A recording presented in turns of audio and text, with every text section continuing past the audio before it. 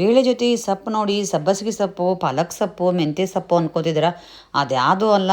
ಅದ್ಯಾವುದು ಅಂತಂದೇಳಿ ನೋಡ್ಕೊಂಡು ಬರ್ರಿ. ನೋಡ್ರಿ, ನಾನು ಇದನ್ನ ಬೇಳೆ ಹಾಕಿ ಮಾಡ್ಬೋದು ಅಂತ ನಿಮಗೆ ಗೊತ್ತಿತ್ತಾ?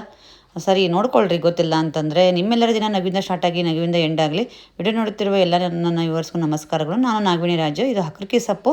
ಹಕ್ರಕಿ ಸೊಪ್ಪು ಬಿಸಿ ಬಿಸಿ ರೊಟ್ಟಿ ಜೊತೆಗೆ ಹಾಗೆ ತೊಳ್ಕೊಂಬಿಟ್ಟು ಫ್ರೆಶ್ ಆಗಿ ಹಾಗೆ ತಿಂತಾರೆ.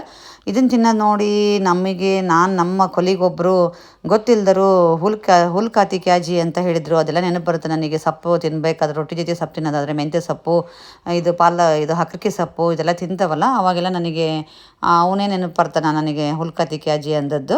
ಹಾಗಾಗಿ ನಾನು ಅದನ್ನು ನೆನಪು ಮಾಡ್ಕೊಂಡು ಹೇಳಿದೆ. ಇದು ಹಕ್ರಕಿ ಸೊಪ್ಪು ತುಂಬ ಇತ್ತು. ಎಷ್ಟು ನಾವು ರೊಟ್ಟಿ ಜೊತೆಗೆ ಹಾಗೆ ತಿಂತೇವೆ ಅಂದರೆ ಒಂದು 4-6 ಹೆಸರು ತಿಂತೇವೆ ಅಂದರೆ ಭಾಳ. ಸೊ ಇದನ್ನು ಪಲ್ಯ ಮಾಡೋಣ ಅಂತಂದೇಳಿ ನಾನು ಪಲ್ಯ ಮಾಡ್ತಿದ್ದೆ. ಸಖತ್ತ ಟೇಸ್ಟ್ ಇರ್ತೈತಿ. ಅದ್ರ ಜೊತೆ ಬೇಳೆ ಹಾಕಿದ್ರೆ ಚೆನ್ನಾಗಿರ್ತೈತಿ ಅಂತಂದೇಳಿ ಇಲ್ಲೊಂದು ಅರ್ಧ ಕಪ್ಪು ನಾನು ಬೇಳೆ ಹಾಕಿಬಿಟ್ಟು ಒಂದು ವಿಶಿಲ್ ಹಾಕಿಸ್ಕೊತೀನಿ.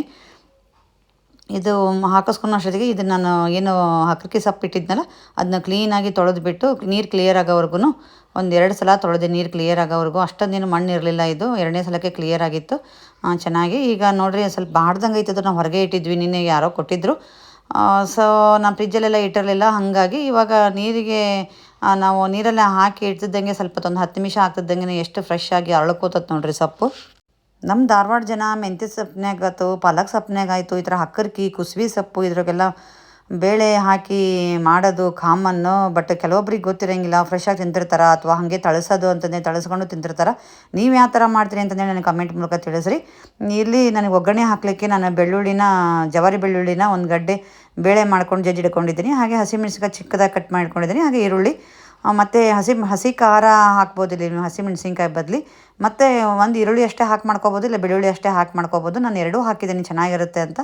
ನಾನು ಆಲ್ಮೋಸ್ಟ್ ಸೊಪ್ಪಿನ ಪಲ್ಯ ಮಾಡ್ತಿರ್ಬೇಕಾದ್ರೆ ಬೆಳ್ಳುಳ್ಳಿ ಮತ್ತು ಈರುಳ್ಳಿ ಎರಡೂ ಹಾಕಿರ್ತೀನಿ, ಟೇಸ್ಟ್ ಬರ್ತೈತೆ ಅಂತಂದೇಳಿ. ನೀವು ಒಂದು ಸಲ ಬೇಕಾದ್ರೆ ಆ ಥರ ಟ್ರೈ ಮಾಡಿ ನೋಡಿರಿ. ಇಲ್ಲ ಅಂತಂದರೆ ನಿಮಗೆ ಹಾಗೆ ಯಾವುದು ಒಂದು ಬೇಕಾದ್ರೆ ಸ್ಕಿಪ್ ಮಾಡಿ ಒಂದು ಹಾಕೋಬೋದು, ಅದು ಕೂಡ ಚೆನ್ನಾಗಿರ್ತೈತಿ. ಇಲ್ಲಿ 1 ಸ್ಪೂನ್ ಎಣ್ಣೆ ಹಾಕ್ಕೊಂಡ್ಬಿಟ್ಟು ನಾನು ಅದು ಎಣ್ಣೆ ಕಾಯ್ತಿದ್ದಂಗೆ ಸಾಸಿವೆ ಜೀರಿಗೆ ಹಾಕ್ಕೊಂಡು ಹಾಗೆ ಚಟಪಟ ಅಂದ ತಕ್ಷಣ ನಾನು ಇಲ್ಲಿ ಬೆಳ್ಳುಳ್ಳಿ ಹಸಿಮೆಣ್ಸಿನ್ಕಾಯಿ ರೌಂಡಾಗಿ ಚಿಕ್ಕದು ಕಟ್ ಮಾಡ್ಕೊಳ್ರಿ, ಅಂದರೆ ಚೆನ್ನಾಗಿ ಅನಿಸುತ್ತೆ. ಅದರಲ್ಲಿ ಖಾರ ಎಲ್ಲ ಬಿಟ್ಕೊಂಡು. ಇಲ್ಲ ಅಂದರೆ ಹಸಿ ಖಾರ ಬೇಕಾದ್ರೂ ಹಾಕೋಬೋದು. ಇಲ್ಲಿ ನಾವು ಹಸಿ ಖಾರ ಎಲ್ಲ ಯೂಸ್ ಮಾಡ್ತಾ ಇಲ್ಲ, ಗ್ಯಾಸ್ಟ್ರೈಟಿಸ್ ಅದೆಲ್ಲ ಆಗುತ್ತೆ ಅಂತಂದು ಹೇಳಿಬಿಟ್ಟು ಅದಕ್ಕೆ ಚಿಕ್ಕದಾಗಿ ಹಸಿಮೆಣ್ಸಿನ್ಕಾಯಿ ಕಟ್ ಮಾಡ್ಕೊಂಡಿದ್ದೀನಿ. ಅದು ಒಂದು ಸ್ವಲ್ಪ ಫ್ರೈ ಆಗ್ತಿದ್ದಂಗೆ ಇಲ್ಲಿ ಈರುಳ್ಳಿನೂ ಕೂಡ ಹಾಕ್ಕೊಳ್ರಿ. ಈರುಳ್ಳಿ ಚೆನ್ನಾಗಿ ಬಾಡಲಿ. ಇದು ಬಾಡಾದಮೇಲೆ ಒಂದು ಸ್ವಲ್ಪ ಅರಿಶಿನ ಪುಡಿ, ಉಪ್ಪು, ರುಚಿ ತಕ್ಕಷ್ಟು ಉಪ್ಪು ಹಾಕೊಂಡ್ಬಿಟ್ಟು ಸೊಪ್ಪನ್ನು ನಾನು ತೊಳೆದಿಟ್ಕೊಂಡಿದ್ದೆನಲ್ಲ ಅದನ್ನ ಕಟ್ ಮಾಡ್ಕೊತೀನಿ ನೋಡಿರಿ. ಅದು ಬೇಯೋ ಅಷ್ಟೊತ್ತಿಗೆ ನಾನು ಹೇಳಿರಲಿಲ್ವಾ, ನೀರಿಗೆ ಹಾಕಿದ ತಕ್ಷಣ ಅರಳ್ಕೊಂಡು ಎಷ್ಟು ಚೆನ್ನಾಗಾಗುತ್ತೆ ನೋಡಿ ಅಂತ. ಪಾಲಕ್ ಸೊಪ್ಪು ಥರ ಕಾಣ್ತಾ ಇದೆ ನೋಡಿರಿ. ಎಷ್ಟು ಚೆನ್ನಾಗಿ ಅದು ಬತ್ಕೊಂಡು ಹೋಗಿತ್ತಲ್ಲ, ಎಷ್ಟು ಚೆನ್ನಾಗಿ ಫ್ರೆಶ್ ಆಗಿ ನೀರಿಗೆ ಹಾಕ್ತಿದ್ದಂಗೆ ಇವಾಗ ಚಿಗುರಿದ್ದ ಸೊಪ್ಪು ಥರ ಕಾಣ್ತಾ ಇದೆ. ಹಕ್ರಕಿ ಸೊಪ್ಪನ್ನು ಕೂಡ ಹೆಲ್ತ್ ಬೆನಿಫಿಟ್ಸ್ ಸಿಕ್ಕಾಬಟ್ಟೆ ಇದೆ. ಅದಕ್ಕೆ ಇದು ಮಳೆಗಾಲದಲ್ಲೆಲ್ಲ ಅದು ಹಾಗೆ ಆರಾಮಾಗಿ ತಾನೇ ಬೆಳೆದಿರ್ತೈತಿ. ಅದನ್ನು ರೊಟ್ಟಿ ಜೊತೆಗೆಲ್ಲ ತಿಂತಾರೆ. ಯಾವ್ಯಾವ ಸೀಸನಲ್ಲಿ ಏನೇನು ಇರುತ್ತೋ ಅದನ್ನು ತಿನ್ಕೊಂಬಿಡಬೇಕು. ಚಿಕ್ಕದಾಗಿ ನಾನು ಈ ಥರ ಕಟ್ ಮಾಡಿ ಇಟ್ಕೊಂಡು ಇದನ್ನು ಈಗ ಒಗ್ಗರಣೆ ಬೇಯ್ತಿದೆಯಲ್ಲ ಅದರಲ್ಲೇ ಹಾಕಿಬಿಡ್ತೀನಿ. ನಾನು ಒಂದು 2 ಭಾಗ ಮಾಡ್ಕೊಂಬಿಟ್ಟು 2 ಸಲ ಕಟ್ ಮಾಡಿಕೊಂಡೆ. ತುಂಬ ಇರೋದ್ರಿಂದನೇ ನಾನು ಬೇಳೆ ಹಾಕಿ ಈ ಥರ ಪಲ್ಯ ಮಾಡ್ತಾ ಇರೋದು. ಸುಮ್ಮನೆ ಹಾಳಾಗುತ್ತೆ, ಸೊಪ್ಪಿಂದು ಬೆನಿಫಿಟ್ಸ್ ವಿಟಮಿನ್ಸ್ ಅದರಲ್ಲೆಲ್ಲ ಸಿಗಲಿ ನಮಗೆ ಅಂತಂದೇಳಿ ನಾನು ಈ ಥರ ಮಾಡ್ತಾಯಿದ್ದೀನಿ. ನೀವು ಯಾವ್ಯಾವ ಸೊಪ್ಪಿನ ಪಲ್ಯ ಮಾಡ್ತೀರಿ, ಹಾಗೆ ಹೇಗೆ ಮಾಡ್ತೀರಿ ಅಂತ ನನಗೆ ಕಮೆಂಟ್ ಮೂಲಕ ತಿಳಿಸ್ರಿ. ನಿಮ್ಮ ಕಮೆಂಟನ್ನು ನಾನು ವೇಟ್ ಮಾಡ್ತಾ ಇರ್ತೀನಿ. ಹಾಗೆ ಯಾವ್ಯಾವ ಸೊಪ್ಪು ನಿಮ್ಗೆ ಇಷ್ಟ ಅಂತಲೂ ಕೂಡ ಕಮೆಂಟ್ ಮಾಡಿ. ಈಗ ನೋಡಿರಿ, ಒಗ್ಗರಣೆನೂ ಕೂಡ ಚೆನ್ನಾಗಿ ಬೆಂದಿದೆ. ಇವಾಗ ಬೇಕಾದ್ರೆ ಅರಿಶಿನ ಪುಡಿ ಹಾಕ್ಕೊಳ್ರಿ, ಇಲ್ಲಾಂದ್ರೆ ಸೊಪ್ಪು ಬೆಂದ ಮೇಲೆ ಆಮೇಲೆ ಅರಿಶಿನ ಪುಡಿ ಹಾಕ್ಕೊಂಡ್ರೂ ಬರುತ್ತೆ. ನೀವು ಹೇಗಾದರೂ ಮಾಡ್ಬೋದು. ಎಷ್ಟೊಂದು ಸೊಪ್ಪು ಕಾಣುತ್ತೆ, ಸೊಪ್ಪು ಆಮೇಲೆ ಕರಗಿಬಿಟ್ಟು ಇಷ್ಟೇ ಆಗುತ್ತೆ. ಸೊಪ್ಪಿನ ಕತೆನೇ ಅಷ್ಟೇ ಅಲ್ವಾ. ಮಾಡಬೇಕಾದ್ರೆ ಬಹಳ ಅನಿಸುತ್ತೆ, ಆಮೇಲೆ ಬೆಂದ ತಕ್ಷಣವೇ ಕಡಿಮೆ ಅನಿಸುತ್ತೆ. ಬಟ್ ಬೇರೆ ಸೊಪ್ಪಿನಗಿಂತ ಬೆಟರ್ ಇದು. ತಿಕ್ಕಿರೋದ್ರಿಂದ ಅಷ್ಟು ಕರಿಗೆ ಹೋಗೋಂಗಿಲ್ಲ. ಇದು ಒಂದು ಸ್ವಲ್ಪ ಕ್ವಾಂಟಿಟಿ ಚೆನ್ನಾಗಿರ್ತೈತಿ ಮತ್ತು ಟೇಸ್ಟ್ ಮಾತ್ರ ಸಖತ್ ಅಲ್ಟಿಮೇಟ್ ಟೇಸ್ಟ್ ಇರ್ತೈತಿ ಇದು. ಹಾಗೆ ಇದನ್ನು ಬಿಸಿ ಬಿಸಿ ರೊಟ್ಟಿ ಜೊತೆಗೆ, ಚಪಾತಿ ಜೊತೆಗೆ ತಿನ್ಬೋದು. ಜೋಳದ ರೊಟ್ಟಿ ಜೊತೆಗೆ ಮಾತ್ರ ಹೇಳಿ ಮಾಡಿಸಿದ ಜೋಡಿ ಅಂತಲೇ ಹೇಳ್ಬೋದು. ನಾನು ಆ್ಯಕ್ಚುಲಿ ಮುದ್ದೆ ಸಾಂಬಾರು ಮಾಡಿದ್ದೆ ಇವತ್ತು ರಾತ್ರಿಕಿಗೆ ಅಂತಂದೇಳಿ ಮಾಡೋದಿತ್ತು. ಇದು ರೊಟ್ಟಿನೂ ಮಾಡೋದಿತ್ತು. ಹಾಗಾಗಿ ನಾನು ಎರಡಕ್ಕೂ ಆಗುತ್ತೆ ಅಂತಂದೇಳಿ ಜಾಸ್ತಿ ಆಯಿತು ಅಂತಂದೇಳಿ ಮುದ್ದೆ ಜೊತೆಗೂ ಕೂಡ ನೆನೆಸ್ಕೊಂಡು ಊಟ ಮಾಡಿದ್ರೆ ಮುದ್ದೆ ಜೊತೆಗೂ ಕೂಡ ತುಂಬ ಚೆನ್ನಾಗಿತ್ತು. ಚೆನ್ನಾಗಿ ಒಂದು ಸ್ವಲ್ಪ ಮಿಕ್ಸ್ ಮಾಡಿಬಿಟ್ಟು ಇವಾಗ ಒಂದು ಸ್ವಲ್ಪ ಸಾಲ್ಟ್ ಹಾಕ್ಕೊಳ್ರಿ. ಸಾಲ್ಟು ಸೊಪ್ಪಿನ ಮೇಲೆ ಹಾಕಿದರೆ ಕೂಡ ಬೇಗ ಸೊಪ್ಪೆಲ್ಲ ಮೆತ್ತಗಾಗೋದು ನಿಮಗೆ ಗೊತ್ತಿರುತ್ತೆ. ಹಾಗೆ ಒಂದು ಸ್ವಲ್ಪ ಬೇಯೋಕ್ಕೆ ಅಂತಂದೇಳಿ ನಾನಿಲ್ಲಿ ಪ್ಲೇಟ್ ಮುಚ್ಚಿಟ್ಟು ಸ್ವಲ್ಪ ಬೇಯಲಿ ಅಂತಂದೇಳಿ ಬಿಡ್ತೀನಿ. ಆಮೇಲೆ ನಾನು ಬೇಳೆ ಬೇಯಿಸಿ ಇಟ್ಕೊಂಡಿರ್ತಾರಲ್ಲ ಆ ಬೇಳೆನ ನಾನು ಸೇರಿಸ್ತೀನಿ.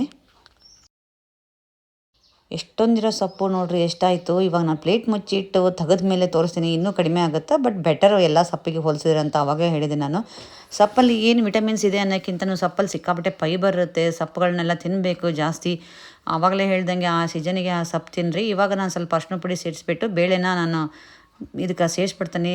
ಸಿಕ್ಕಾಪಟ್ಟೆ ಒಂದು ಒಳ್ಳೆ ಸೂಪರಾಗಿರೋ ಒಂದು ಅಲ್ಟಿಮೇಟ್ ಪಲ್ಯ ರೆಡಿಯಾಗಿರ್ತೈತಿ. ಬಿಸಿ ಬಿಸಿ ರೊಟ್ಟಿಗಂದ್ರೂ ಎಷ್ಟು ಚೆನ್ನಾಗಿರುತ್ತೆ ಅಂತಂದ್ರೆ, ಮತ್ತು ನಾನು ಇಲ್ಲಿ ಬೇಳೆನ ಒಂದೇ ವಿಷಲ್ ಹಾಕಿಸ್ಕೊಳ್ರಿ ಅಂತ ಹೇಳಿದೆ. ಆ್ಯಕ್ಚುಲಿ ನಮ್ಮ ಕಡೆ ಎಲ್ಲ ಬೇಳೆ ಅಲ್ಲೊಂದು ಇಲ್ಲೊಂದು ಅಷ್ಟೇ ಸಿಗಂಗೆ ಸೊಪ್ಪಲ್ಲಿ ಮಾಡ್ತಾರೆ. ಬಟ್ ನಾನಿಲ್ಲಿ ಮತ್ತು ಒಂದು ವಿಷಲ್ ಹಾಕೋಕೆ ಹೋಗಿ 2 ವಿಷಲ್ ಆಗಿಬಿಟ್ಟು ಸಾಫ್ಟಾಗಿ ಬೆಂದ್ಬಿಟ್ಟಿತ್ತು ಬೇಳೆ. ಪರವಾಗಿಲ್ಲ, ಆದರೂ ಕೂಡ ಪಲ್ಯ ಸಖತ್ತ ಟೇಸ್ಟಾಗಿತ್ತು. ನಮ್ಮ ಮನೇಲೆಲ್ಲರೂ ಭಾಳ ಚೆನ್ನಾಗೈತಿ ಅಂತಂದು ಹೇಳಿ ತಿಂದ್ವಿ. ಮಧ್ಯಾಹ್ನ ರಾಗಿ ಮುದ್ದೆಗೆ ಸೈಡ್ ಡಿಶ್ ಆಗಿ ಇಟ್ಕೊಂಡು ತಿಂದ್ವಿ ಅಂತಂದರೆ, ರಾತ್ರಿ ಬಿಸಿ ಬಿಸಿ ಜೋಳದ ರೊಟ್ಟಿಗೆ ತಿಂದ್ವಿ. ಸಖತ್ತಿತ್ತು. ಜೋಳದ ರೊಟ್ಟಿದ ವಿಡಿಯೋದು ಮಾತ್ರ ನಾನು ಅದ್ರ ಜೊತೆ ತಿನ್ನೋದು ವಿಡಿಯೋ ಮಾತ್ರ ನಾನು ಮಾಡ್ಕೊಳ್ಳೇ ಇಲ್ಲ. ನೀವು ಒಂದು ಸಲ ಟ್ರೈ ಮಾಡಿರಿ. ಹಕ್ಕರ್ಕಿ ಸೊಪ್ಪು ಇವಾಗ ಮಾರ್ಕೆಟಲ್ಲೂ ಸಿಗುತ್ತೆ. ಗುಂಪಿಯಾಗಿಟ್ಟು ನಮ್ಮ ಧಾರವಾಡದಾಗ ಮಾರ್ಕೆಟ್ನಾಗ 10 ರೂಪಾಯಿ 20 ರೂಪಾಯಿ ಅಂತಂದು ಹೇಳೆಲ್ಲ ಇಟ್ಟಿರ್ತಾರೆ. ತಗೊಂಡು ಹೋಗ್ರಿ. ಒಳ್ಳೊಳ್ಳೆ ಸೊಪ್ಪನ್ನು ತಿನ್ನಬೇಕು. ತಿಂತಾಯಿರಿ. ನಿಮ್ಮೆಲ್ಲ ಆರೋಗ್ಯವನ್ನು ಚೆನ್ನಾಗಿ ಇಟ್ಕೊಳ್ರಿ. ಹಾಗೆ ನೀವು ಎಲ್ಲರೂ ಚೆನ್ನಾಗಿರಬೇಕು. ಎಷ್ಟು ಒಳ್ಳೆ ಫುಡ್ಗಳನ್ನು ತಿಂದರೂ ಕೂಡ ಇವಾಗ ಆರೋಗ್ಯ ಚೆನ್ನಾಗಿಲ್ಲ. ಆರೋಗ್ಯದಿಂದ ಬೆನ್ನು ಹತ್ಕೊಂಡು ಹೋಗೋರ ಭಾಳ ಜನ. ಹಾಗಾಗಿ ನಾನು ಹೇಳ್ತಾ ಇರೋದು, ಎಷ್ಟಾಗುತ್ತೋ ಅಷ್ಟು ನಮ್ಮ ಕಡೆಯಿಂದ ಎಷ್ಟು ಸಾಧ್ಯ ಆಗುತ್ತೋ ಅಷ್ಟು ಚೆನ್ನಾಗಿರೋ ಫುಡ್ಡನ್ನು ತಿನ್ಕೊಂಡು ಚೆನ್ನಾಗಿದ್ದು ಹೆಲ್ದಿಯಾಗಿದ್ದು ನಗ್ತಾ ಇರೋಣ ಅಂತಂದೇಳಿ ನಾನು ಹೇಳ್ತಾ ಇದ್ದೀನಿ. ಈ ವಿಡಿಯೋ ನಿಮಗೆ ಇಷ್ಟ ಆಯಿತು ಅಂತಂದರೆ, ಸ್ವಲ್ಪನಾದರೂ ಇಷ್ಟ ಆಯಿತು ಅಂದರೆ ಲೈಕ್ ಮಾಡೋದನ್ನು ಮರಿಬೇಡಿ. ಹಾಗೆ ನಿಮ್ಮ ಫ್ರೆಂಡ್ಸಿಗೆ ನಿಮ್ಮ ಫ್ಯಾಮ್ಲಿಗೆಲ್ಲ ಶೇರ್ ಮಾಡಿ. ಅವರು ಹಕ್ಕರ್ಕೆ ಸೊಪ್ಪಿಂದ ಈ ಥರ ಒಂದು ಪಲ್ಯ ಮಾಡ್ಕೊಂಡು ತಿನ್ನಲಿ ಅನ್ನೋದು ನನ್ನ ಆಸೆ. ಹಾಗೆ ನಮ್ಮ ಚಾನಲ್ ಸಬ್ಸ್ಕ್ರೈಬ್ ಮಾಡ್ಕೊಳ್ಳೋದೇ ನೋಡ್ತಾ ಇದ್ದೀರಿ ಅಂದರೆ ಪ್ಲೀಸ್ ಸಬ್ಸ್ಕ್ರೈಬ್ ಮಾಡ್ಕೊಂಡು ನೋಡಿ. ಹಾಗೇ ಕಮೆಂಟ್ ಹಾಕೋಕ್ಕೆ ಇನ್ನೂ ಯೋಚನೆ ಮಾಡ್ತಾ ಇದ್ದೀರಾ. ಇಷ್ಟೆಲ್ಲ ನೋಡಿದ ಮೇಲೂ ಯೋಚನೆ ಏನು ಮಾಡೋಕ್ಕೆ ಹೋಗಬೇಡಿ. ಹಾಕಿಬಿಡಿ ಒಂದು ಕಮೆಂಟು. ನಿಮ್ಮ ಕಮೆಂಟ್ ನಾನು ಓದಲಿಕ್ಕೆ ನಾನು ಇಲ್ಲಿ ಕಾಯ್ತಾ ಇದ್ದೀನಿ. ನೋಡಿರಿ ಎಷ್ಟು ಸಖತ್ತಾಗಿ ಬಂತು ಪಲ್ಯ ಅಂತಂದರೆ. ರೊಟ್ಟಿಗಾದ್ರೆ ತಟ್ಟೆಗೆ ಹಚ್ಕೊಂಡು ತಿನ್ನೋದೇ ಬೇಕಾಗಿಲ್ಲ. ಬಿಸಿ ಬಿಸಿ ರೊಟ್ಟೆ ಮೇಲೆ ಇದನ್ನ ಹಚ್ಕೊಂಡು ಒರೆಸ್ಕೊಂಡು ತಿಂತಾಯಿದ್ರೆ ಆಹಾ ಸ್ವರ್ಗಕ್ಕೆ ಮೂರೆಗೇಣು ಅಂತಾರಲ್ಲ ಹಾಗೆ. ಸುಮ್ಮನೆ ಹೇಳ್ತಾ ಇಲ್ಲ, ಒಂದು ಸಲ ಮಾಡ್ಕೊಂಡು ಟ್ರೈ ಮಾಡಿರಿ, ನಿಮಗೆ ಗೊತ್ತಾಗುತ್ತಾ ನಾನು ಯಾಕೆ ಹೇಳಿದೆ ಅಂತಂದು ಹೇಳಿಬಿಟ್ಟು. ಅಷ್ಟು ಚೆನ್ನಾಗಿತ್ತು ನೋಡಿ.